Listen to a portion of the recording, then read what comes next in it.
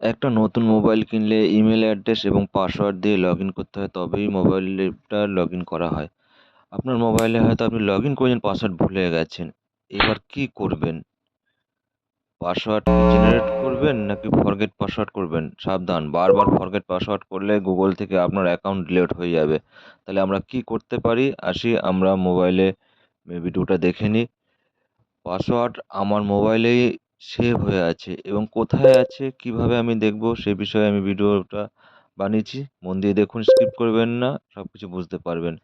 তাইলে আমরা চলে যাব আমাদের মোবাইলের যে ক্রোম ব্রাউজার অ্যাপ আছে, ক্রোম ব্রাউজার অ্যাপটা ওপেন করে নেব। ক্রোম ব্রাউজার অ্যাপটা ওপেন করে নিলাম। ওপেন করে আমরা উপরে দেখতে থ্রি ডট বিন্দুতে ক্লিক করব। ক্লিক করে দেখতে পাচ্ছি সেটিংয়ে ক্লিক করব। ক্লিক করলে দেখতে পাচ্ছি, আমরা স্ক্রল করে নিচে আবার দেখতে পাচ্ছি পাসওয়ার্ড ম্যানেজার। পাসওয়ার্ড ম্যানেজারে ক্লিক করব। ক্লিক করলে আমি দেখতে পাচ্ছি আমার মোবাইলে যত আমি অ্যাকাউন্ট করেছিলাম, যত পাসওয়ার্ড সব এখানে আছে।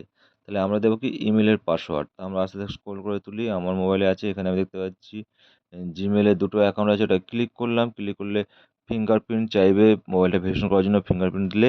এবার দেখতে পাচ্ছি আমার এখানে পাসওয়ার্ড আছে।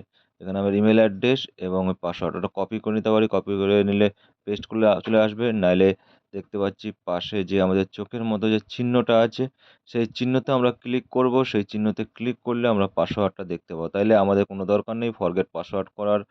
বারবার করলে তাহলে অ্যাকাউন্টটা ডিলিট হবে। সেই থেকে বাঁচার জন্য আমাদের পাসওয়ার্ড আমরা দেখলাম।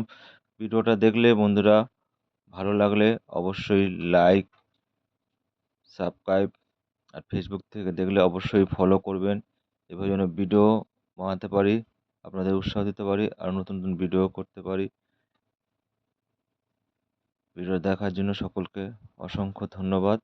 সবার দিনটা খুব খুব ভালো কাটুক। জয় হিন্দ, বন্দে মাতরম।